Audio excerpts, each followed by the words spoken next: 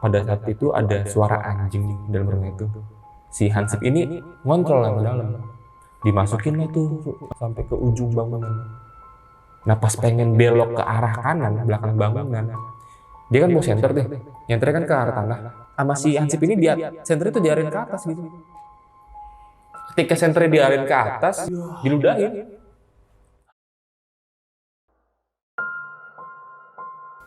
Tidur lah gue, udah jam setengah dua tidur. Itu baru beberapa menit gue tidur lah, bini gue langsung teriak, ah!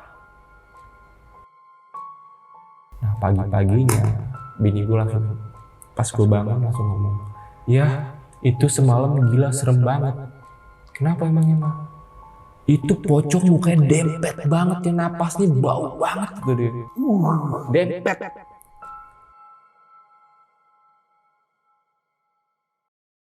Assalamualaikum warahmatullahi wabarakatuh. Salam sejahtera untuk kita semua. Kembali lagi di Lonceng Misteri, masih bersama gue Gilang Ahaditya. Dan malam ini gue kedatangan nih seseorang yang bakal nyeritain pengalaman horornya ketika dia datang ke suatu tempat, yang tempat ini tuh bener-bener angker banget, dan imbasnya itu sampai dia pulang dari tempat itu. Ya udah ada di sebelah gue nih narasumbernya Bang John Aryo. Akhirnya Bang John datang ke sini. Waduh. Bang, Yes. lu sendiri di Lentera Malam jalanin telusur nih. Satu channel yang namanya Telusur ya. Telusur. Itu project dari Lentera Malam berarti. Proyeknya Lentera Malam. Nah Bang John, lu kan di Telusur berarti mendatangi tempat-tempat yang emang bener-bener angker nih, yang emang ceritanya ini udah tersebar luas di masyarakat sekitar ya kan. Itu lu kok berani banget gitu Bang, datang-datang ke tempat kayak gitu Bang? Sebenarnya gini sih Lang, bukan keberani sih, lebih ke tuntutan. Tuntutan kerja ya. Tuntutan kerja. Karena kalau dibilang takut ya, gue juga takut sebenarnya. Karena memang nih tempat-tempat yang gue datangin ini udah punya cerita tentang keangkerannya dari ya masyarakat sekitar. Benar. Dan orang-orang lain juga itu udah pasti tahu tempat itu gitu. Dan bahkan juga bukan cuma angker sih, kebanyakan tempat-tempat yang gue datangin ini memang udah terbengkalai lama dan punya sejarah yang kelam gitu. Ada nggak sih satu tempat nih yang mau lu ceritain di sini yang emang bener-bener angker, paling angker seangker-angkernya sampai itu ya yang tadi lu bilang efeknya ini sampai ke rumah itu yang mana tuh Bang? Ada sih, sebenarnya bukan cuma sekali dua kali ya kan gue datang ke tempat yang serem dan angker ini, terus gue mengalami satu kejadian, bukan cuma sekali dua kali. Tapi ada beberapa kejadian yang menurut gue ini paling fatal banget gitu, yang gue alami. Efeknya itu sampai dialamin sama gue dan keluarga gue di rumah itu ada satu kejadian tuh yang baru-baru kemarin gue syuting. Itu gue dapet satu lokasi, bisa dibilang story tentang rumah ini tuh parah banget lah. Karena satu keluarga ini meninggal akibat pesugihan pocong. Pesugihan pocong? Pesugihan pocong. Dan rumah ini tuh dinamakan sama warga sekitar yang dijulukinnya itu sebagai rumah pocong. Oke. Ini rumahnya di daerah mana? Nggak usah spesifik. Di daerah mana? Perbatasan Jakarta Timur sama Bekasi. Oke, deket sini berarti? Deket. Waduh. Tapi itu videonya udah tayang Bang? Udah tayang Lang. Widih, baru tayang berarti? Udah lama? Udah minggu lalu. Oke. Baru nih, belum lama banget ya berarti. Nah, itu tadi itu. Sahabat Lonceng ya, pokoknya yang pengen tahu detailnya banget nih, itu nanti linknya gue taruh di deskripsi ya. Tapi buat kali ini, di video ini, jangan skip ceritanya, harus ditonton sampai habis karena ini bakal seru banget. Dan ini memang pengalaman pribadi real dari Bang Johnnya langsung ya, yang emang mengalaminya sendiri gitu. Dan yaudah, kayaknya gak usah berlama-lama lagi nih Bang. Langsung kita mulai aja nih ceritanya.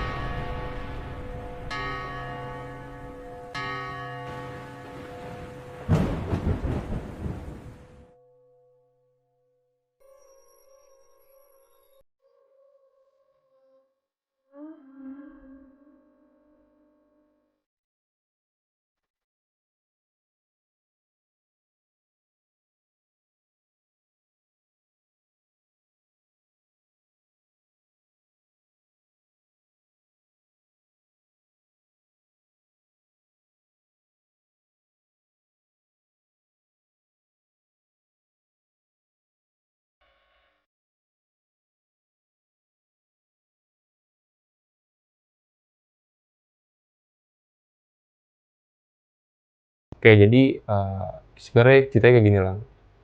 Awal gue itu biasanya tuh kalau gue nyari lokasi sama narasumber itu kan berdasarkan seketemunya gue di lokasi lah. Oke. Jadi gue pernah survei mendatangi salah satu tempat, ada sebuah ruko di daerah Jakarta Timur, di perbatasan Bekasi lah ya. Dan gue datang ke sana, gue ketemu sama narasumber orang sana, dan ditunjukin lah histori tentang ruko ini. Tadinya ruko ini sebenarnya awalnya tuh gue pengen syuting di lokasi ini lah. Tapi ketika pas sudah hari H, gue udah janjian sama narasumber, ternyata kunci gembok ruko ini itu dibawa sama pemiliknya. Oke. Jadi harusnya gue syuting di lokasi itu harus pindah ke lokasi yang nggak jauh dari lokasi ini. Tapi memang sebelumnya dari narasumber ini udah ada rekomendasi juga. Ada salah satu tempat di belakang yang punya story yang bagus juga nih. Tapi kenapa gue lebih tertarik sama yang di depan? Karena gue belum masukin langsung nih lokasi itu, cuman lihat dari luarnya aja, dari gerbangnya aja lah. Nah akhirnya pas di hari Kamis, gue datang ke sana, ketemulah gue sama Bang Arman. Bang Arman ini narasumber lah. Narasumber di sana, warga sana. Warga sana asli. Dan Bang Kancil. Bang Kancil juga rumahnya deket Oh banget. iya, Bang Kancil dari situ ya berarti. Oh iya. Deket rumah Bang Kancil. Jadi memang ini rekomendasi dari mereka nih. Oke. Tempat ini. Dan akhirnya gue prepare alat segala macem menuju ke lokasi yang baru inilah. Ternyata ketika gue sampai di lokasi ini lebih serem ya penampakannya dibanding ruko yang pertama. Ruko yang emang lu rencana mau ke situ ya? Lebih parah lah, dari segi bangunannya tuh luas banget, besar, dan sekitarnya itu dikelilingin sama pohon-pohon besar, semak gitu. Dan ada sebuah pendopo yang di samping bangunannya ada pendopo. Visualnya itu penampakannya emang udah tua banget gitu, udah rapuh gitu kan. Gue langsung, anjir nih tempat lebih serem dari lokasi yang di depan ternyata kan. Akhirnya gue tanya lah sama Bang Arman, Bang, lokasi ini tuh lokasi apa Bang? Gue bilang gitu, kenapa bisa sampai kosong kayak gini? Dan udah berapa lama kosongnya? Ternyata di rumah ini tuh udah kosong selama 20 tahun. Oke, lama banget. Kebayang dong. Iya. Udah nggak beraturan banget dan bentuknya kan. Dan akhirnya udahlah. Gue tuh sampai lokasi tuh jam 4:30 atau jam 5 gitu. Ketika gue udah pengen mulai syuting sama Bang Arman, hujan gede lang. Hujan gede banget nih. Kita nungguin nih sampai hujan berhenti. Akhirnya hujan berhenti, kita lanjut naruh Bang Arman nih buat cerita. Dan itu gue akuin tempatnya memang karena masuk ke dalam perkampungan yang ada dikelilingin sama rumah-rumah, jadi tuh pencahayaan kurang banget lah. Itu bener-bener gelap total, parah banget. Udah kayak gitu, Bang Arman cerita tentang story-nya si rumah ini. Dan di sana gue tuh kaget banget ngedenger penjelasan dari Bang Arman. Jadi rumah ini tuh selama 20 tahun tuh kosong. Dan tadinya rumah ini diisi sama 4 orang. Ibu, bapak, dan 2 orang anak. Dan kenapa bisa sampai kosong? Karena mereka ini semuanya meninggal. Tapi meninggalnya ini secara nggak wajar. Dalam waktu 1 bulan, itu mereka meninggalnya berturut-turut. Gila. Diawali dari anaknya, terus anaknya lagi, ibunya sama bapaknya. Terakhir bapaknya. Dalam waktu sebulan berturut-turut. Pokoknya dalam waktu sebulan tuh mereka 4 kali melakukan. Pokoknya dalam waktu sebulan tuh mereka 4 kali berduka lah ya, warganya itu. Dan akhirnya rumah itu kosong. Dan setelah rumah itu kosong karena yang punya rumah ini meninggal, banyak penampakan yang dilihat oleh warga dengan perwujudan pocong lang. Jadi menurut si Bang Arman, yang 4 orang meninggal ini jadi pocong dan gentayangin sama warga kampung sekitar itu. Gentayangan di kampung itu? Iya. Ini gue kaget kan, anjir nih story-nya tuh gokil sekali sih kan. Gue semakin penasaran nih buat menggali ceritanya lebih dalam kan. Singkat cerita, break nih di azan maghrib. Oke, kita break dulu ya Bang ya, gue bilang. Gue break, Bang Arman break, lighting semua kita matiin, gelap total nih. Itu kita ada 6 orang di dalam lokasi itu berenam tanpa penerangan, cuman mengandalkan flash aja. Nah jadi ada, lu tau Eko kan, editornya Telusur. Dia kan ikut syuting tuh waktu itu. Dia kan ini orangnya penakut ya. Bang Jon, gue pengen kencing, gue bilang. Anterin gue. Lu mau kencing di mana? Di pom bensin Bang Jon, jauh, gue bilang gitu. Lu kan laki, lu kencingnya sembarangan, yang penting numpang-numpang, gue bilang gitu kan. Iya. Yaudah Bang, anterin gue. Gue anterin lah, akhirnya pakai handphone gue terangin di belakang dia kan. Udah, lu kencing situ tuh di bawah pohon rambutan gitu. Bang, tungguin Bang. Iya. Masa iya lu mau kencing, gue tungguin, gue bilang gitu. Udah, gue sini aja, gue bilang, lu kencing sana. Kok ngencing nih. Nah selesai kok ngencing, gantian gue ngencing. Udah kok, lu duluan aja, gue pengen kencing.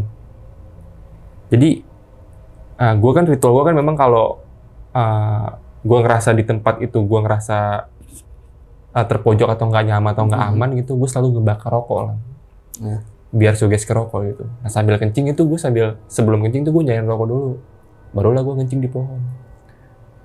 Gue udah numpang pada saat itu, gue bilang numpang ya, gue pengen kencing, dan posisinya itu pas banget maghrib. Oke, singkat cerita, baliklah gue ke anak-anak nih, habis maghrib tuh, balik anak-anak, Bang Kancil lagi nongkrong sama Citayan sambil ngobrol, sambil nunggu azan.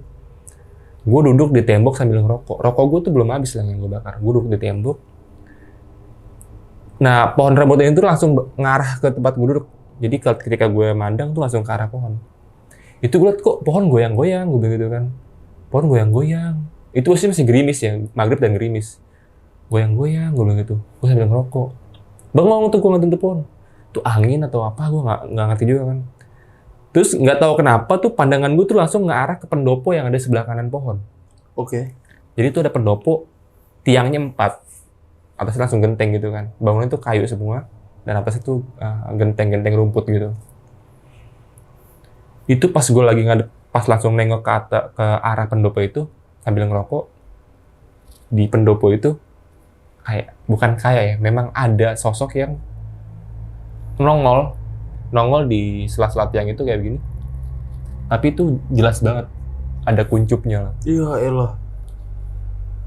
Gue langsung anjir, apaan tuh, gue bilang gitu. Itu sampai gue merhatiin masih ada. Itu jelas banget kayak nongol gitu, tapi badannya nggak kelihatan, cuman palanya doang, tau gak sih? Palanya itu kuncupnya jelas banget. Dan kalau yang gue lihat nih di film-film ya, pocong kuncupnya itu pendek, ini enggak lah, tapi itu kuncupnya panjang banget. Nyamping gitu. Nyamping gini ya? Iya. Itu bener-bener looknya kelihatan jelas banget. Saking gue penasarannya tuh, gue pengen mastiin itu beneran pocong atau bukan. Gue langsung jalan ke arah pendopo itu lang. Tegur sama Bang Kancil, Bang Jon mau kemana? Bentar Bang Kancil. Sambil nyalain rokok tuh dengan perasaan gue yang deg-degan gitu kan, gue pengen ngeyakinin tuh bener apa enggak. Gue samperin tuh, gue lewatin pohon rambutan langsung ke kanan, itu nggak ada lang. Sampai gue telongok-telongok gitu pakai lighting, pakai flash di handphone gue. Gue cari-cari begitu, saking penasarannya. Nggak ada gitu kan. Anjir, gue bilang. Dan setelah itu gue balik lagi nih ke anak-anak, bilang, ngapain Bang Jon? Kata Bang Kancil. Nggak Bang Kancil, nggak apa-apa gitu. Belum cerita gue ke anak-anak. Nah, singkat cerita, mau mulai syuting lagi, narsum Bang Arman nih udah selesai nih. Tinggal bagiannya Bang Kancil nih, cerita nih. Nah, biasanya kan kalau misalnya abis syuting kan gue pindah set nih. Anak-anak ngerapin alat, gue survei lokasi sendiri. Bang, Boy, Ian bentar ya, gue nyari lokasi buat settingan syutingnya Bang Kancil nanti di mana nih. Gue ngambil handphone, dalam posisi gelap, Bang Kancil bilang sama gue gini, Bang Jon lu mau kemana? Mau ke dalam Bang, nyari tempat buat syuting lagi nih. Nanti kita setnya di dalam gitu kan. Mau gue temenin nggak Bang Jon? Nggak usah Bang, gue sendiri aja. Itu rumah gede banget lang. Gue pakai handphone sendirian, gue nyari-nyari lokasi yang bagus gitu. Itu gue sambil liatin tuh kamar-kamarnya berantakannya gila, ruangannya parah banget, hancur banget. Sampailah gue di pojok bangunan rumah ini lah. Sampai di pojok ruangan, gue pakai flash, wah kayaknya syuting enak di sini nih. Nah di samping gue, suara Bang Kancil ngomong gini ke gue, dapet Bang Jon, dapet Bang Kancil, kita syuting sini aja ya, gitu. Langsung lah nengok ke gue. Tapi nggak ada Bang Kancilnya. Ya anjing, gue bilang, suara siapa tuh? Gue langsung keluar tuh. Mastiin lagi kan, pas gue keluar ke anak-anak masih prepare, Bang Kancil lagi ngobrol sama Bang Arman sambil ngerokok. Bang, tadi ente ke dalam? Enggak Bang Jon, ada di mari, kenapa emangnya? Oh nggak apa-apa gue. Belum cerita lagi gue sama anak-anak. Masih belum cerita. Dan singkat cerita lagi nih, gue lanjut syuting nih di tempat yang udah gue set. Kalau di Telusur itu kan syuting face to face ya, wawancaranya ya. Iya. Jadi langsung di depan, gue di depannya lagi. Dan backgroundnya itu memang selalu gue ngambil background yang serem-serem gitu, bangunan yang serem-seremnya. Itu pas saat syuting gue nggak fokus ke Bang Kancilnya, karena gue ngerasa tuh dari arah belakangnya Bang Kancil di pojok tuh kayak ada orang yang bener-bener merhatiin gue. Tapi ketika gue tegesin kayak mundur gitu, kayak menghindar gitu. Tapi gue ngerasa itu ada gitu. Ketika gue lagi fokus ke Bang Kancil nih, tiba-tiba dari pojok tuh kayak mendekat gitu di satu titik. Tapi ketika gue berusaha buat negesin, kayak mundur gitu, hilang lagi. Itu gue nggak fokus di situ tuh. Dan yang parahnya lagi, Bang Kancil ini cerita kan frontal banget ya. Iya. Frontal banget. Ekspresif dia. Wah parah. Dia tuh cerita parah banget. Dibongkar lah semua kejadian di situ sama Bang Kancil. Dan yang lebih parah lagi tuh ada satu cerita dari Bang Kancil. Pernah ada Linmas ya, Hansip ini udah berumur, dan pada saat Bang Kancil ceritakan nih, si Hansip ini udah meninggal, udah almarhum. Tapi sebelum dia meninggal, mereka tuh pernah bercerita sama warga sekitar, termasuk sama Bang Kancil, karena Bang Kancil ini ketua pemuda di kampungnya. Benar. Ketua Karang Taruna gitu kan. Nah, jadi tuh pada saat itu ada suara anjing nih dalam rumah itu. Si Hansip ini ngontrol yang ke dalam.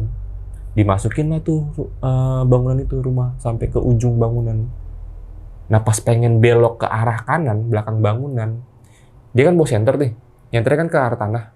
Itu langsung ada pocong gitu di depan dia.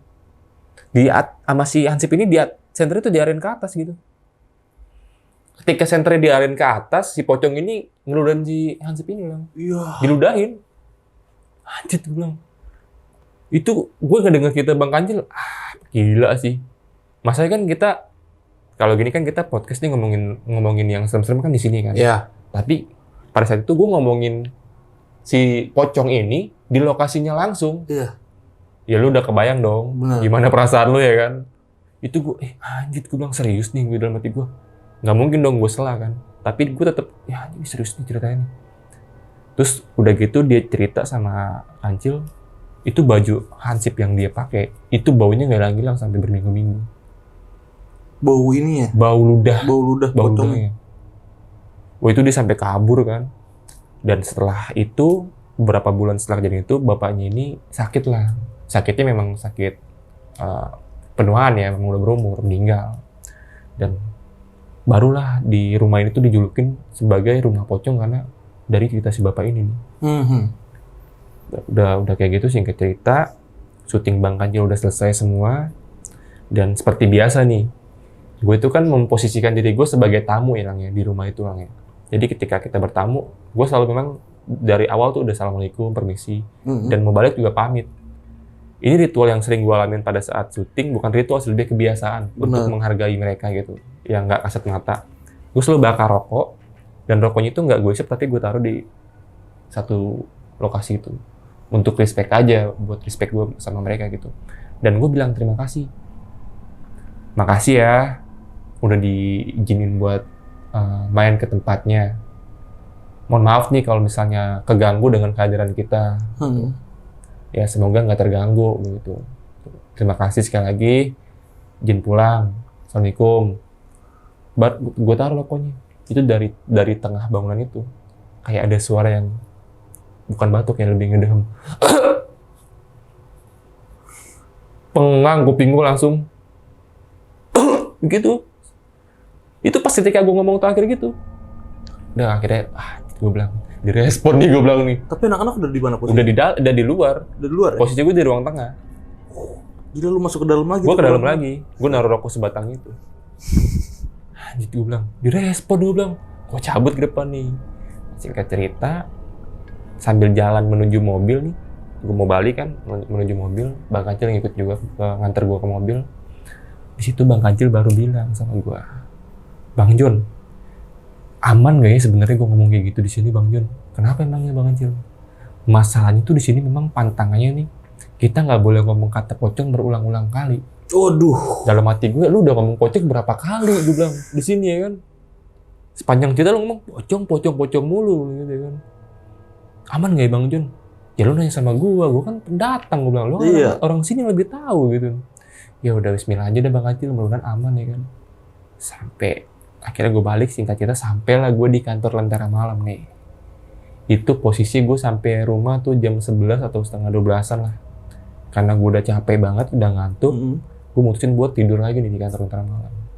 Nah pas sampai, anak-anak pada balik nih. Anak-anak pada balik, sisa tinggal gue sama Randy. Seperti biasa Randy tinggal tidur di ruang editor dan gue doang di ruangan tempat gue biasa tidur. Ini gue yakin banget nih kalau gue tidur tuh gue selalu tutup pintu dengan kenceng. Bahkan kalau lu tahu, lu pernah mampir ke studio gue, Spotify, itu hanger pintu kan kenceng banget ya. Kalau mau lu membuka mesti dikrek sama lu dorong. Benar. Harusnya kayak gitu kan. Nah ketika gue tidur itu pintu kebuka. Brek! Kayak ada seorang yang ngedorong itu. Brek! Kebangun lah gue. Di tengah malam tuh 1:30-an gue kebangun tuh. Ren? Nggak ada jawaban. Gue tidur lagi. Tapi gue masih penasaran gitu. Gue pengen coba ngintip.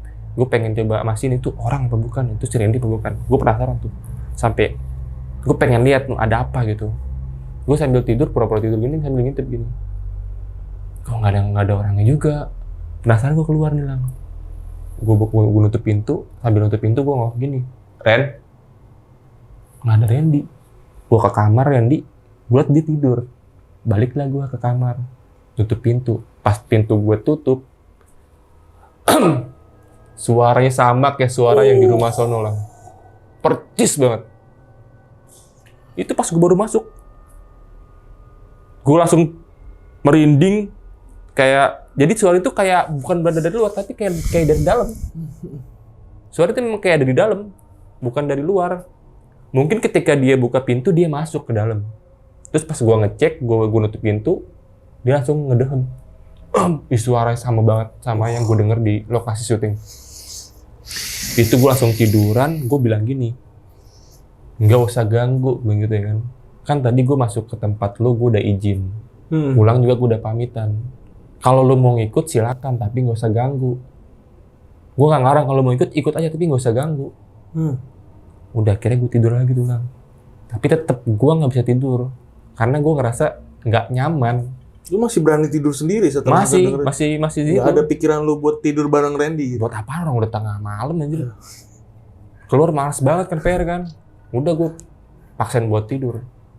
Nah singkat cerita, seperti biasa lah di hari-hari itu kan hari Jumat ya, besokannya Jumat. Sholat Jumat, gue siapin materi lagi buat syuting hari Sabtu. Hari Sabtunya gue syuting di daerah Cikarang, di bioskop Cikarang.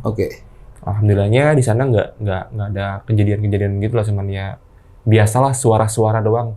Dan itu juga kejadian suara-suara yang aneh itu kedengeran saat off record, saat gue lagi prepare. Tapi ketika lagi syuting aman-aman aja. Singkat cerita, syuting gue selesai, pulang lah nih gue ke kantor. Nah biasanya kan gue kalau Sabtu abis pulang telusur nih kadang suka nginep nih. Paginya hari Minggu baru balik ke Pamulang. Nah pada malam itu gue mutusin buat langsung balik lang. Itu udah jam 10:30-an gue selesai syuting. Sampai di kantor gue pulang lah ke Pamulang. Nah sampai Pamulang itu gue sekitar jam 1:30-an. Kalau nggak salah tuh 1:30-an. Udah jam 1 lewat lah pokoknya. Sampai Pamulang gue naik motor. Dan biasanya gue tuh kalau balik ke Pamulang, gue tahu diri lang. Karena nih posisi gue dari mana-mana aja nih. Dan di rumah ada anak kecil, ada anak gue. Gue takutnya nanti ada yang ikut gue atau siapa-siapa yang ikut gue masuk ke rumah gue gitu. Yang secara nggak gue ketahui gitu kan. Nah, seperti biasa tuh sebelum nyampe rumah gue mampir dulu nih di luar. Assalamualaikum biasa gitu kan. Terus gue nyalain rokok. Sampai rokok habis sebatang. Sambil bersih-bersih gitu. Gue buka sepatu, terus di depan rumah gue ada keran gitu kan. Gue cuci muka, cuci kaki. Terus baju yang gue pakai tuh selalu gue taruh di depan dulu. Iya. Kayak jaket gitu kan, gue taruh depan dan saya celana, baju. Ketika gue ngerasa gue udah bersih, barulah gue kamar mandi dulu. Nggak langsung tidur lang. Dan di kamar mandi, pakaian yang gue pakai kayak baju celana itu gue gantungin gue taruh di bak kotor, ember kotor lah emang pakaian buat pakaian kotor. Karena gue kebiasaan kayak gitu lang. Jadi ketika gue udah ngerasa udah bersih, barulah gue tidur sama bini gue kan. Nah pas sampai rumah bini gue udah tidur, bini gue udah tidur. Dan di rumah gue itu kalau tidur kan lampu selalu mati lah. Iya. Lampu selalu mati. Anak gue tidur di depan, di kasur itu cuma ada bini gue sama anak gue yang kecil. Tidurlah gue, kayak udah jam setengah doang tidur. Itu baru beberapa menit gue tidur lang, bini gue langsung teriak. Jadi ini bini gue tuh tidur di pojok. Sampingnya anak gue yang kecil, sampingnya gue, tengah-tengah itu. Bini gue langsung teriak, gue bangunin kan, anak gue bangun tuh nangis. Ma kenapa? Gue bilang gitu. Nggak beres dia, nggak beres. Kamu dari mana? Bini gue langsung ngomong kayak gitu. Dari mana kamu? Kata dia. Ya aku habis syuting di bioskop lah, gue bilang gitu kan, di bioskop Cikarang, gue bilang gitu. Dan kemarin juga hari Kamisnya aku syuting di daerah Jakarta Timur di Bekasi. Enggak, ini nggak beres nih, kata dia. Nggak beres nih. Kenapa? Gue bilang gitu kan. Ini nggak biasa-biasa nggak gini lah bini gue lah.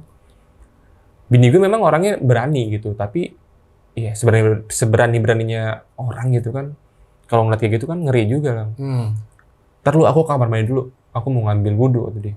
Di kamar mandi anak gue nangis lah. Nggak lama anak gue yang gede, yang pertama tuh dari depan tuh ke dalam. Ayah kenapa sih ya? Berisik banget kata dia. Kenapa? Enggak apa-apa kamu tidur aja. Enggak, aku takut kenapa? Mungkin dia ngelihat mamanya teriak, dia kebangun dan adiknya nangis, dia takut gitu kan. Iya. Barulah bini gue tuh keluar. Ya parah banget ya kata dia. Masa dia tidur di depan aku ya? Maksudnya gimana?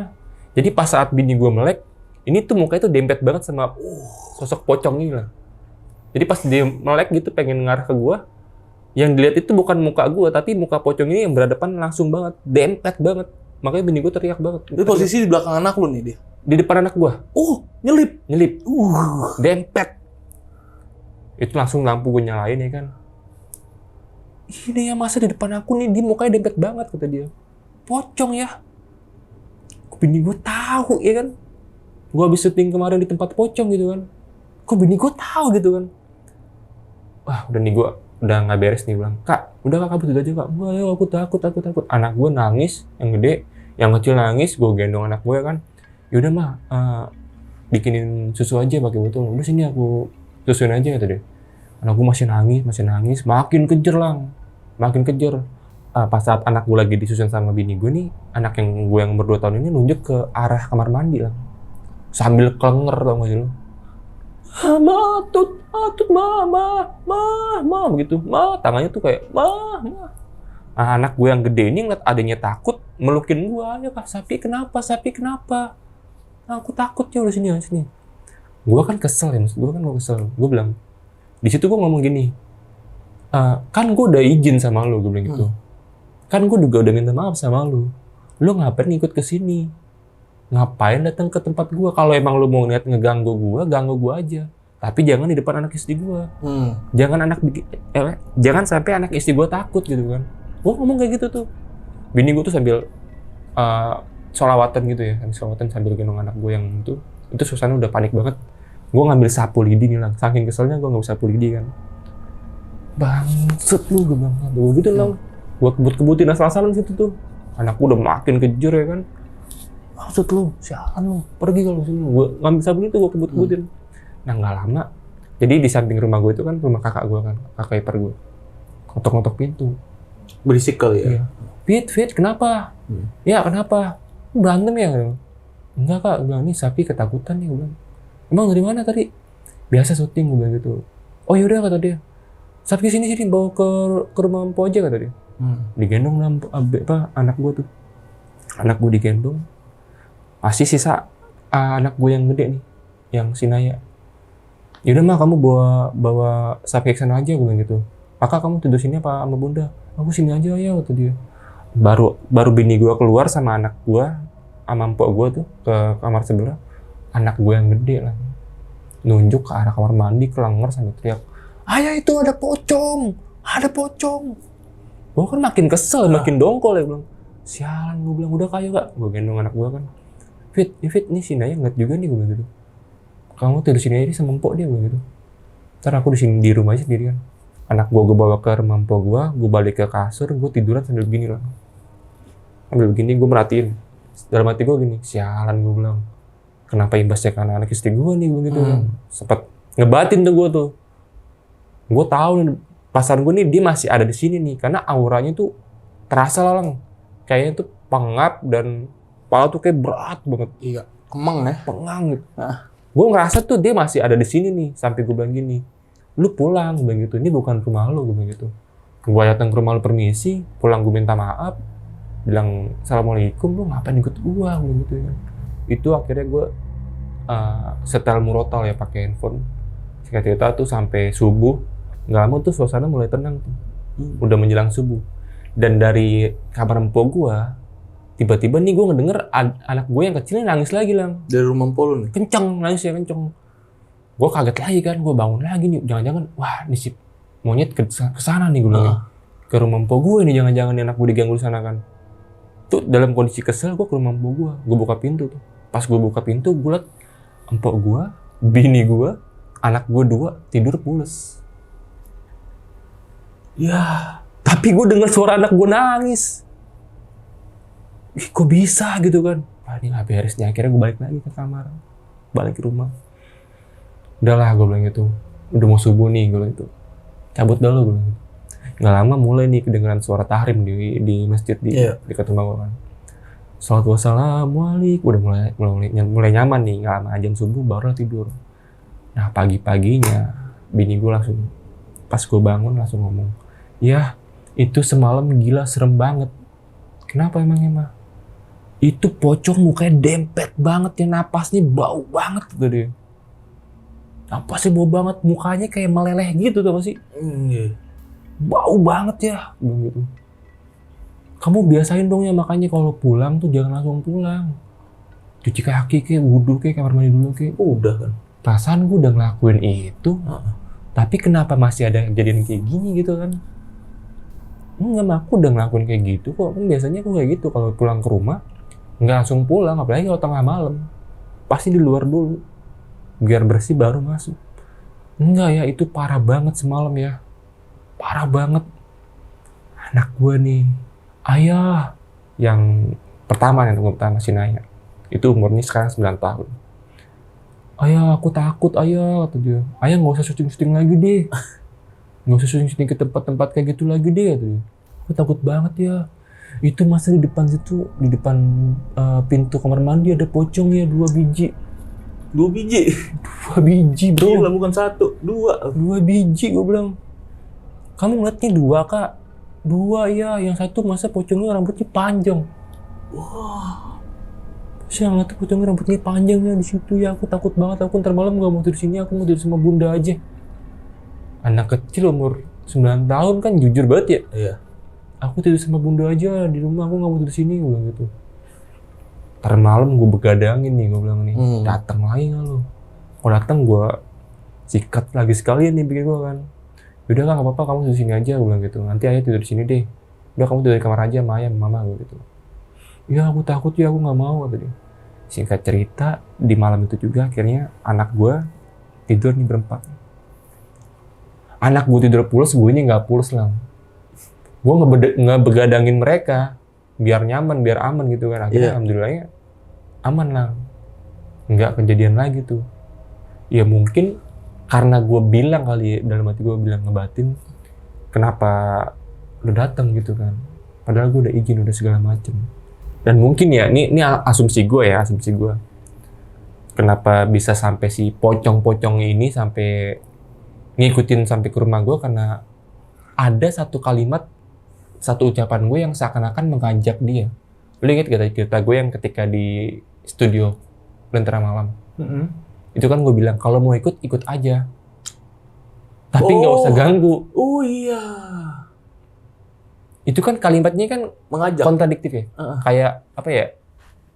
Kayak seakan-akan mengajak gitu kan. Mempersilahkan dia untuk ikut aja gitu kan. Tapi nggak usah ganggu. Itu kan 2 kalimat itu kan kayak hampir sama kan maknanya kan. gue tuh baru inget, jangan-jangan nih si pocong-pocong ini nih, pocong-pocong sialan ini nih, ikut ke rumah gue tuh karena ada kata-kata atau kalimat gue yang seakan-akan tuh kayak mengajak. Makanya dia tuh datang ke tempat gue di Pamulang.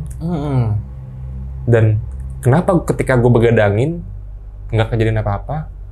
Ini asumsi gue lagi ya. Mungkin setelah gue ngebatin tuh gue bilang sama dia, mungkin pesan gue tersampaikan nih sama mereka nih. Dan gue yakin banget sebenarnya si pocong-pocong itu nggak mengganggu sebenarnya. Gue yakin banget dia nggak mengganggu. Mungkin dia datang cuma pengen ngasih tahu aja. Tapi kan penampakan dia kan serem nih. Di rumah kan anak bini gue kan ngeliat. Iya. Pasti takut dong. Malah terganggu dong. Ya, gue sih yakinnya dia nggak ganggu sebenarnya. Cuman pengen nunjukin kalau dia tuh ada aja. Kayak gitu lah. Dan besokannya gue telepon Bang Kancil nih. Udah sampai di studio. Gue telepon Bang Kancil.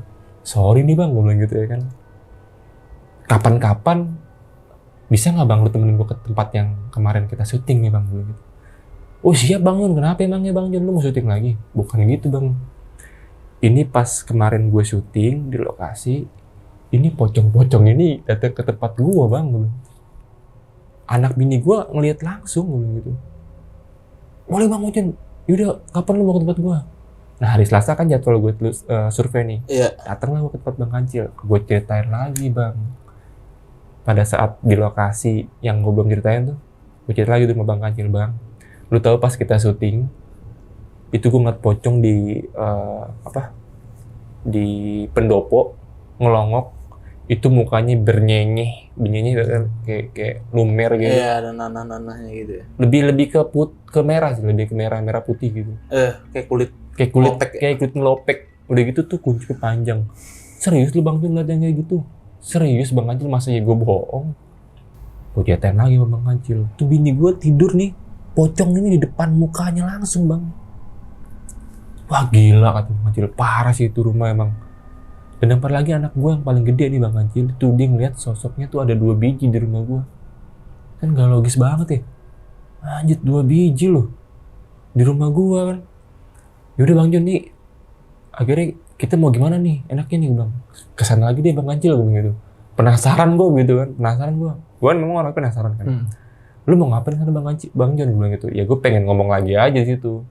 Pengen ngomong lagi aja ke sana. Nggak usah lagi lah ke tempat gue gitu kan. Penyamperin gue. Yaudah Bang Jun ya gue temenin lah gue Bang Kancil. Masuk ke lokasi itu, gue ngambil rokok lagi, gue nyalain satu, gue taruh, gue nyalain rokok lagi, gue hirup kan. Ini bukannya gue musik dengan cara ini mungkin bisa bukan pengen begitu, tapi lebih memang kebiasaan gue pribadi sih. Lebih kebiasaan gue. Jadi ya bukan ke musik sih, lebih kebiasaan gue lah pokoknya. Gue bakar rokok lagi, gue taruh, terus gue ngomong lagi di lokasi itu. Gue bilang, Mbak, Bang, atau Pak, Bu, mohon maaf nih sebelumnya begitu. Itu di belakang Bang Kancil belakang gue. Gue ngomong di depan Bang Kancil. Jadi gue nggak tahu lah Bang Kancil pas itu ngomong gue nganggap gue gila atau gimana kan. Yang jelas gue ngelakuin itu buat supaya anak bini gue di rumah tuh aman. Gue lakuin gitu. Ya mindset gue mungkin dengan gue kayak gini lu nggak mau datang lagi. Pikiran gue sih kayak gitu aja sih. Mohon maaf nih sebelumnya kalau misalnya saya lancang datang ke sini lagi. Bukan mau menantang atau gimana. Tapi saya mau minta maaf aja nih. Kalau ada kata-kata saya yang kesannya salah. Atau ucapan saya salah. Atau ada sikap saya yang salah. Mohon dimaafin aja nih. Ya karena balik lagi tujuan saya sini itu sebenarnya bukan buat nantang, lebih buat ke dapur sih. Lebih buat ke pekerjaan yang gue tekunin gitu. Lebih buat kerja sih sebenarnya. Nggak ada maksud buat macem-macem sih. Kalau memang marah diomongin, mohon maaf. Udah tuh, gue tahu rokok, gue keluar Bang Kancil. Udah Bang Kancil, aman Bang Kancil. Dan alhamdulillah tenang. Setelah kejadian itu, ya keluarga gue selalu lagi aja. Aman ya sampai sekarang ya. Dan Bang Kancil nggak ada ngalamin juga waktu itu kan, karena dia yang ceritain tuh. Dia yang ceritain Bang Kancil. Dia nggak ngalamin sesuatu. Bang Kancil cerita itu cerita ada, cuman gue lupa ceritanya dia. apa ya? Ya pokoknya adalah cerita dia yang lebih lengkap di channel gue tuh. Bukan after syuting dia sama kayak lu nggak? Oh enggak. Dia aman aja tuh. Aman aja. Dia padahal dia yang nyeritain ya. Iya. Padahal dia nyeritain. Gue sih ngerasa kayak lebih kayak gue kencing sembarangan juga sih mungkin ya. Mungkin. Itu juga sih faktornya. Mungkin. Itu bisa jadi kan emang ya lu juga apa kalau orang nyebutnya harum gitu kata orang ikut jadinya. Gak tahu juga deh. Yang kata Barara juga waktu cerita di sini ceritain kantor Lentera Malam semenjak ada lu nih. Iya kampret juga emang. Kantor jadi serem semenjak ada lu nih. Sebelumnya kantor LM aman-aman aja, kenapa pas ada lu jadi ada kejadian nih. Kacau juga emang tuh, gara-gara si Rara tuh ngomong gitu gue jadi kepikiran tuh. Ya, jadi karena lu nya juga harum udah gitu. Emang aja mungkin orang sana, warga gua malas lah. Nah ini orang lain samperin. Gitu aja mungkin. Dan ini Lang, sebenarnya ada yang belum gue ceritain juga nih Lang, kelupaan di awal. Jadi kenapa disebut sama warga nih rumah ini rumah pocong? Ini katanya si warga hasil kekayaan yang didapat dari satu keluarga ini itu ada sangkut pautnya sama perjanjian dia sama pocong. Gue nggak ngerti juga nih bener atau enggaknya ya, tapi desas-desusnya nih informasi dari sumber yang gue dapat di lokasi, satu keluarga yang meninggal ini mati karena ya pesugihan pocong itu, dan korban terakhirnya itu ya si kepala rumah tangganya ini yang melakukan pesugihan ini, si bapaknya ini. Mungkin karena tumbalnya udah habis. Ya, makan lah. Jadi senjata makan tuan. Senjata makan tuan. Ya bisa gitu sih. Dan yang sering nampakin diri memang lebih ke pocong. Dan dengan bentuk yang berbeda satu sama lainnya. Pocongnya jadi tuh memang ada 4 yang dilihat sama warga. Bukan 4 sih, lebih ke apa ya? Penampakannya beda, ada yang kuncupnya panjang, ada yang rambutnya keluar-keluar, sama yang posturnya agak kecil-kecil gitu. Ya kalau gue bilang sih memang ya jangan-jangan nih menyerupai yang dia nih, atau yang ini gentayangan atau gimana, gue nggak ngerti lah kayak gitu. Aneh gak sih orang meninggal jadi pocong gitu? Anjir, gue gak kebayang bro, semua bro. Iya sih, aneh juga ya. Karena disumpah nih dari berbagai macam jenis makhluk astral nih yang ada di lingkungan kita lah ya. Itu memang gue paling takut sama sosok pocong gitu. Kenapa gue paling takut sama pocong? Kenapa gue paling takut ngeliat pocong? Karena pocong itu nanti gue bakal mati nih, bakal kayak gitu. Iya itu. Gue bakal dikafanin, bakal kayak gitu, dan gue nggak pengen nanti amit-amit ya kalau nanti gue mati gue bakal kayak gitu, bakal serem gitu nih, nggak. Makanya gue takut sama pocong tuh kayak gitu. Iya, yang bikin pocong itu kenapa creepy banget ya, karena kita ketika meninggal orang Islam ya khususnya itu bakal dipocongin. Itu dia kemarin gue paling takut sama satu pocong. Dan ini ya si yang Bang situ, yang satu lagi yang selain Bang Ganjil, Bang Arman, dia pun aman ya? Gue nggak kontekan lagi sama dia. Tim lu aman nggak ketika pulang dari situ? Bahkan si siapa yang kencing juga Eko, aman nggak dia ketika di kantor? Aduh, sampai sekarang gue belum konfirmasi lagi sama dia. Waduh, coba tuh tanyain tuh. Belum konfirmasi sama dia. Karena itu baru banget kan kejadiannya berarti? Gue tuh syuting baru di minggu-minggu lalu, sebulan yang lalu lah. Iya, belum lama lah ya. Belum lama. Gila. Aman ya, mudah-mudahan ya, aman aja, mudah-mudahan ya nggak ada apa-apa. Itu karena sih. Lu juga gitu kan, biasanya kalau ada kejadian apa-apa di rumah apa di tempat lain ya jarang cerita kan sama orang. Iya, gue lebih skip karena gue lebih menjaga perasaan teman-teman gue nih. Karena gue takutnya dia takut jadi nggak konsen. Kecuali sama yang rame-rame ngalamin di kantor ya.